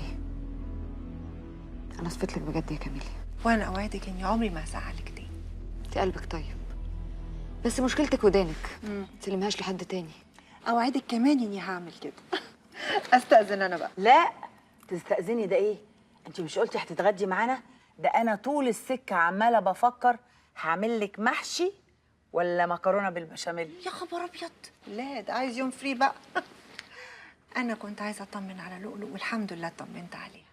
انا في كل الاحوال لازم استأذن، عندي مشاوير كتير قوي. انا مش هعطلك عن مشاويرك، بس احنا لينا يوم مع بعض. اكيد ان شاء الله هتلاقوني هنا كتير. تنوري. الف حمد لله على السلامه، نورتي بيتك. الله يسلمك. استأذن انا، باي باي. اتفضلي حبيبتي. طيب انا هطلع انام انا بقى لحسن من ساعه الحادثه عينيا ما غفتش ساعتين على بعض. الحمد لله على سلامتك يا حبيبتي، ربنا ما يعيدها. يعيدها؟ ده اللي هيفكر بس ان هو يعيدها هطلع زمارة رقبته في ايدي او رقبتها. طبعا ده اللي هيفكر يهوب ناحيه لؤلؤ تاني كلنا هنقف له ان شاء الله حتى نموت مكانها. انا هطلع انا بقى استريح.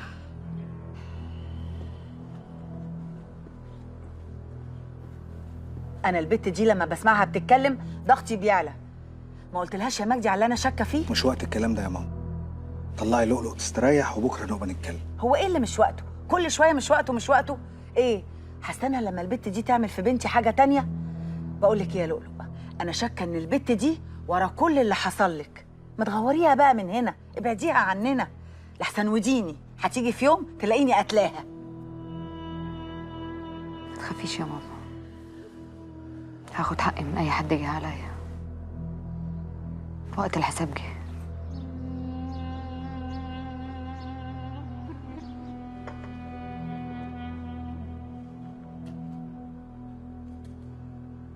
آخر مرة دخلت الأوضة دي كنت مقرر وأنا خارج منها إن لو حصل لك حاجة هموت نفسي. خلاص بقى يا مجدي، في ايه؟ انا لو هموت هموت من تفويلك عليا يا اخي. قلت لك ما تقلقش، انا مرتبه كل حاجه. طب أرجوكي ريحيني وفهميني بس أنت ناوية تعملي إيه؟ انا عارفه انك مش هتسكت وهتفضل تزن لحد ما تعرف. هقول انت عاوزه ايه يا نهال؟ انا مش طايق ابص في خلقتك.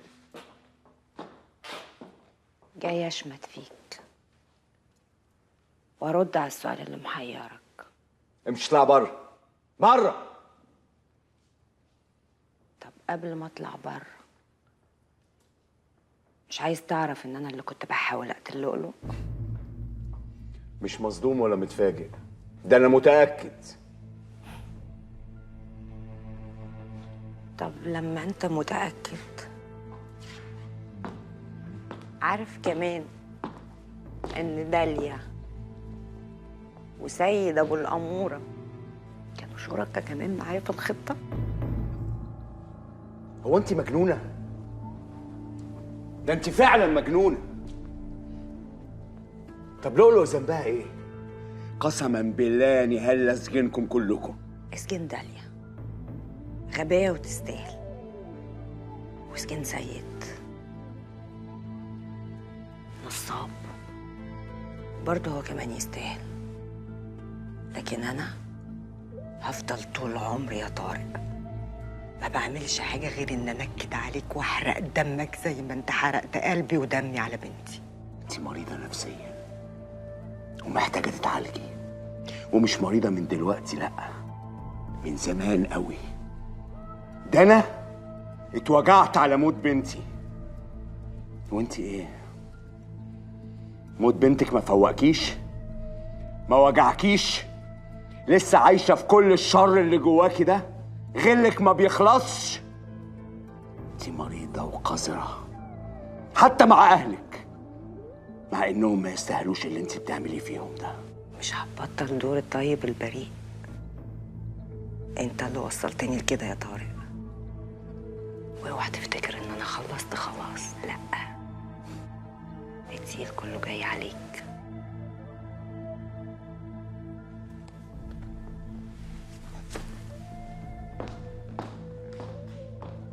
في ايه؟ ايه يا بنت الحسب والنسب؟ ايه يا بنت جناب السفير؟ بتقتلي؟ ها؟ متفقالي مع نهال وسيد وبتقتلي؟ والله لازجنك يا داليا، والله لازجنك. ايه يا طارق؟ فهمني في ايه؟ هي الهانم بنتك ما قالتلكيش ولا ايه؟ ما قالتلكيش ان هي اللي حاولت تقتل لؤلؤ؟ لا وايه؟ متفقالي مع سيد ابوها؟ الله، مش دول الناس البيئة اللي اتضايقتوا قوي عشان نسبتهم؟ بنتك زعيمة عصابة يا مدام نجوى. لا انا ما اتفقتش مع حد، هم اللي اتفقوا معايا. انت اللي عملتي كده يا داليا؟ لا سيد هو اللي قتلها، انا ما قتلتهاش. والله لازجنك وهقول لمالك ابنك انك متي. لا سيد بيبتزني وعايز يشوهني وانا مش عارفه اعمل ايه. احسن، تستاهلي. ما هو من عمايلك، مش انت اللي دخلتي نفسك في الورطه دي؟ لا، اخرجي منها بقى لوحدك وهسجنك يا داليا. لا هسجنك. لا فوقي لي هنا يا سحلية انت. ما هو انا مش هفضل ادي واخد مع نفسي في الكلام عشان الضغط يعلى. بقول لك ايه يا بت، اوعي تفتكري ان المحن اللي انت عملتيه ده هيخيل عليا. محن ايه يا ام محن؟ جرايه وليا، انت السجن اللي كنت فيه ما عرفكيش يعني ايه اصحاب ولا ايه؟ وليا؟ ما انت خلاص يا اختي طلع لك حس وبقيتي بتتكلمي. يا اختي بتكلم، امال انت فاكراني خرصه ولا ايه؟ ده انا اتكلم واقول كمان، لا انا على راسي بطحه ولا انا رد سجون. بالظبط، انا بقى يا حبيبتي رد سجون، وشفت من عينتك في السجن دي كتير. بقول لك ايه يا اختي، انت مش هتخرجي من هنا غير على مكان من اتنين، يا اما هوديك السجن للي شبهك، يا اما انا هوصلك لقبرك بايدي. يا ماما اهدي. سيبني يا مجدي، انا عايزه اسيح دمها زي ما سيحت دم بنتي. سيحي دم مين يا وليه؟ انت ايه هبت منك ولا ايه؟ انت ازاي تكلميها كده يا زباله يا واطيه؟ انتوا بتتكتروا عليا ولا ايه؟ وديني اعور نفسي واطلع على الاسم دلوقتي واقول ان انتوا اللي عورتوني واوديكم في 60 داهيه. نزلي في ايدك ده يا مروه، سيبوني معاه لوحدنا. ما تعور نفسها ولا تروح في 60 داهيه، هي هتخوفنا بالبتاع اللي في ايدها ده. معلش عشان خاطري سيبوني معاه. اقفل الباب وراك يا مجدي. ماشي، بس والله العظيم وغلاوه بنتي عندي انا ما هحلك من ايدي ابدا.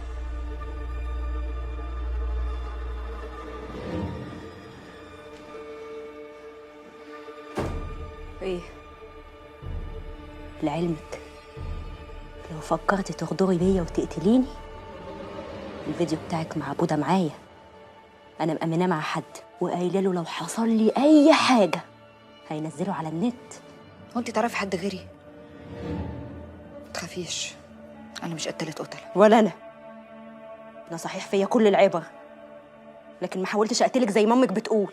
زي بتاع اللي في ايدك ده، خلينا نتكلم عن المكشوف، كفايه كلام عن المداري.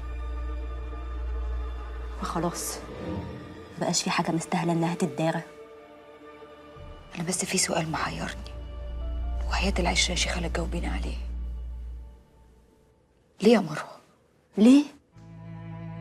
ياه، ده ليه دي كتير قوي يا لؤلؤ. ده انا عشان اقول لك ليه دي يبقى هحكي لك على كل يوم في عمري قضيته وانا في ظهرك، يعني تقريبا عمري كله. عمرك ما شفتيني جنبك، لا، دايما شايفاني وراكي. وجايه دلوقتي وتسالي ليه؟ عشان طول عمري كنت بحميكي من الدنيا اللي انت خايفه منها. وانت مين عينك حامي على حياتي؟ شاوريلي على اللي قالك انك تمحي وجودي. انت اللي بتسالي ليه؟ انت اللي ليه كل الناس تجري عليكي وتطبطب على وجعك انت وانا لا؟ ليه كل الرجاله اللي نقابلهم في حياتنا يحبوك انت وانا لا؟ يا شيخه ده حتى فريد مشط المعفن اللي كنت بحبه ايام الدار ما سابنيش يا لولو عشان خاطر امه كانت مستعريه مني زي ما قلت لك. لا، انا بس قلت لك كده لما حسيت ان كرامتي اتداس عليها بالجزمه، لما عرفت ان هو بيقرب لي عشان يوصل لك انت. من يومك وانت حاطه نفسك في نص الدنيا ولازما كل الناس تلف حواليكي، لكن انا بقى تعرفي انا عايزه ايه ولا نفسي في ايه؟ لا، طز. معتبراني الشياله بتاعتك او اللبيسه، ولما ضميرك ينقح عليكي ترمي عظمه للكلبه اللي انت مجريها وراكي. انت اللي تتسألي ليه يا لؤلؤ؟ ليه حظ الدنيا يجيلك كله وانا لا؟ ما تردي. عشان ده اسمه رزق يا مروه. ربنا لوحده هو اللي بيوزع الارزاق. صح. وهو اللي مطلع على القلوب. ربنا عارف نوايا كل واحد فينا. كان عارف انا نيتي من جوايا ليكي ايه، وكان شايف انت جواكي ليا ايه. كل واحد فينا بياخد جزة اللي بيعمله. انا بقى عملك الاسود في الدنيا يا لؤلؤ. ايش؟ تاخدي كام وتمسحي الفيديو؟ 10 مليون. واللي يخليهم لك 30. قصاد ايه؟ تقتلي بدر. انا خلاص اتاكدت ان هو اللي كان عايز يقتلني. موافقه. انا اصلا كنت هعمل كده مني لنفسي. وانا ما خلصنيش انك تعملي حاجه ببلاش. بس تقتليه بالطريقه اللي هقولك عليها. لا نصحى يا بت، عشان تدبري لي طريقه توصليني بيها الحبل المشنقه بايدك، صح؟ لا يا نصحى، عشان لو سبتك لدماغك انت اللي هتودي نفسك لحبل المشنقه. انا هديكي ازازه سم، نقطه منها بتشتغل في دقيقه وتدخل على القلب على طول. عايزه قلبه يتفرتك زي ما وجع قلبي. والموضوع بالنسبه لك هيبقى سهل. هتعزميه على العشاء وتحطوه له في الاكل. والفلوس اخدها امتى؟ مش هتاخدي ولا مليم غير لما تنفذي، اذا كان عاجبك. ايه اذا كان عاجبك دي يا بت؟ انت ايه يا حلوه؟ نسيتي ان الفيديو معايا ولا ايه؟ ده بنت هبله، انت فاكره اني خايفه من الفيديو اللي معاكي؟ لو كملتي في السكه اللي انت ماشيه فيها مش هتكسبي حاجه. لا هكسب، فضحتك. ما انا اصلي هشير الفيديو على كل المواقع. وماله؟ هيطلع ترند يوم يومين، كبيره اسبوع، وكلها شهر والناس تنسى. بس انا مش هنسى وهروق لك، وانت عارفاني بقى لما بروق لحد. ماشي. دي ازازة السم، نقطة واحدة تفرتك قلب الفيل. وانت وذوقك بقى، شوفي حابة تحطي له كام نقطة، ولما تنفذي حقك هوصلك.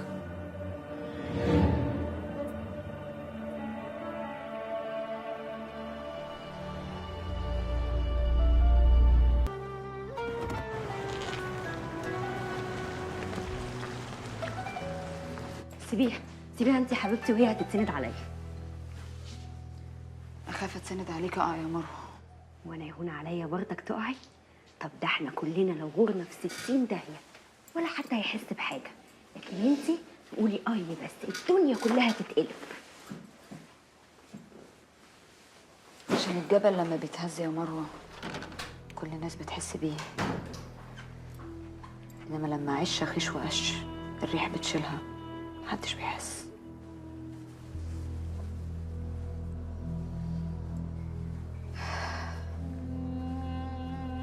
عملت ايه مع بوده في موضوع الفيديو؟ قافش ومثبت ياخد المبلغ اللي قلتلك عليه. تفتكري ادي بوده الفلوس اللي هو عايزها يا مروه؟ هو من وجهة نظره شايف ان ده حق لانك هنتيه وجرحتيه. بيقول انك خدتي حقه من الدنيا يا لؤلؤ. بوده شايف كده؟ هو ده اللي قالهولي. انت عارفه يا مروه ان انا شاكه ان بوده اللي حاول يقتلني. بجد؟ وانا هصرف حاجه زي دي؟ طب والله ممكن.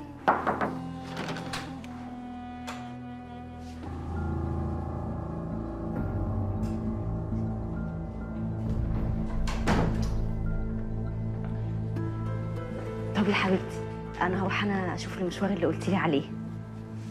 مروه ما قلتليش سلامتك، ناسيه ولا مش عايزه؟ سلامتك يا حبيبتي. الحمد لله ان ربنا طمنا عليكي.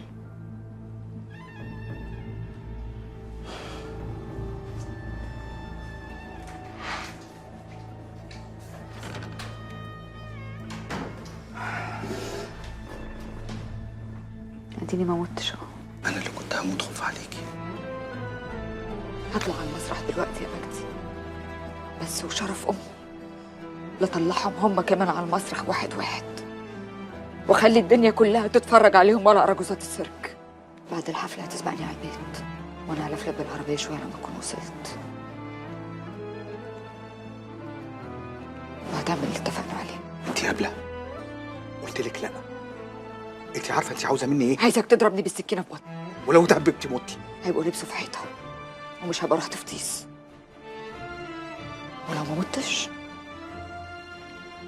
هيبقوا لبسوا في حيطه برضه، بس ساعتها هبقى مبسوطه لاني هبقى بتفرج عليهم وبتمسك. ساعتها بقى انا اللي هنفذ خطه رقم 2. صدقني هتسقف لي.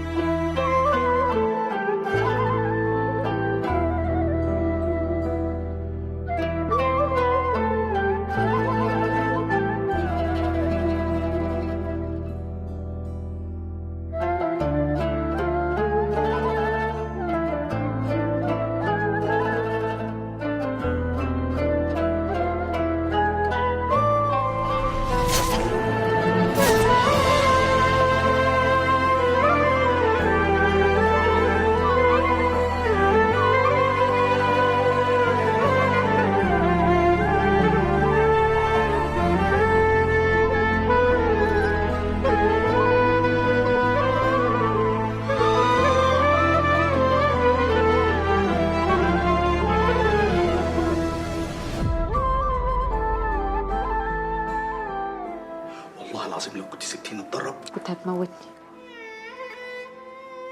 كنت هتسامحيني. ما انت عارف ليه ما اعرفش اسيبها، بس ساعتها يا زكي كنت هبقى ميته، لا عارفه اسامح ولا نيله. انت اللي ما كنتش هتعرف تسامح نفسك، كنت هتنتحر وتحصلني. انت بتقولي فيها؟ انا كان يوم واحد كمان كنت فعلا هموت نفسي من الخوف عليكي. ما خلاص كفايه افوره بقى مجدي، في ايه؟ انا اللي موجوعه مش انت. هنعمل ايه بعد كده؟ مفيش هنعمل، انت لحد هنا وكفايه قوي. اللي جاي بقى بتاعنا. طب بس قولي لي هتعملي ايه؟ مش هسيب حد خني او كان عايز يغدر بيا. كل واحد هيحاسب على مشاريبه. انت تعرف عني يا مجدي اني ما بعرفش اسامح، بس اللي عمرك ما فهمته اني ما بعرفش اسيب حقي. ما بعرفش اخد القلم وامشي،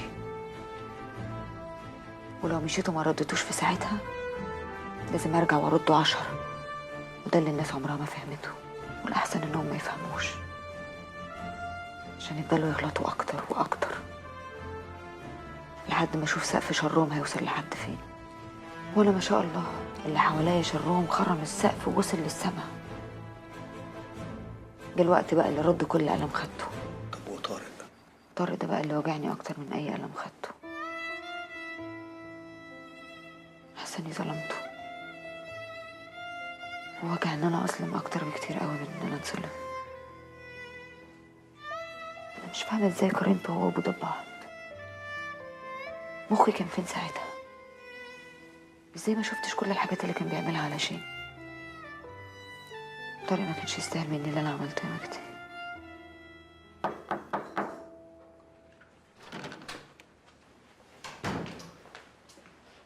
ازيك يا استاذ مجدي؟ اهلا يا دكتور.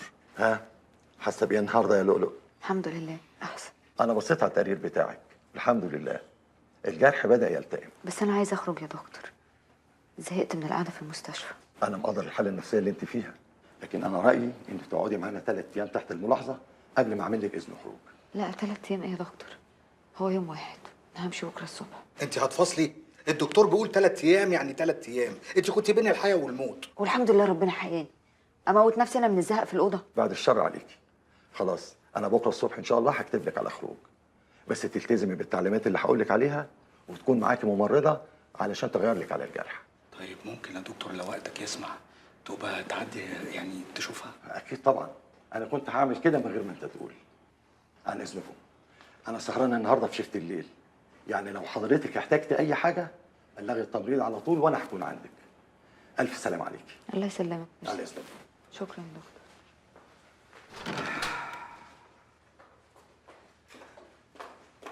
الحمد لله على السلامة حبيبتي. الحمد لله على السلامة. الحمد لله على السلامة يا ضنايا. أنا ما قدرتش أقعد لوحدي في البيت أكتر من كده وأنا مش شايفاكي قدام عينيا. خلاص بقى يا ماما، انا زي الفل اهو.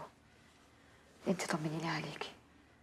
هتضايقك في النيابه؟ لا والله يا حبيبتي أبدا، دول كانوا كلهم محترمين معايا قوي. وربنا يبارك له مجدي بقى، هو والأستاذ سعيد المحامي ما سابونيش غير لما مجدي وصلني البيت. بس أنا ما قدرتش أقعد وأنا قلبي واكلني عليكي.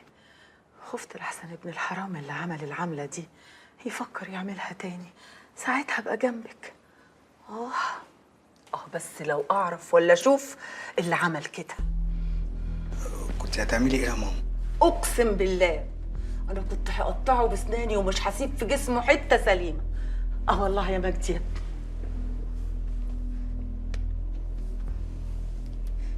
ما تخافيش يا ماما، ما افتكرش اللي عمل كده هيكررها تاني. وانا الحمد لله الدكتور طمني وقال لي ان انا هطلع بكره. وصل ماما البيت في طريقك يا مجدي. لا أنا مش هتنقل من هنا إلا رجلي على رجلك. يا حبيبتي انا بقيت كويسه. روحي انت ارتاحي في البيت واول ما تصحي هتلاقيني قدامك. ارتاح؟ أنا لا يمكن ارتاح إلا لو شايفاكي قصاد عينيا واخداكي في حضني. بس برضه مش هرتاح ومش هيهدالي بال اللي لما أعرف اللي عمل فيكي كده. بقول بلاش ماما تيجي معايا، خليها بقى قاعده معاكي هنا عشان تسليكي لحد الصبح. سلام. أمير قوي مجدي ده.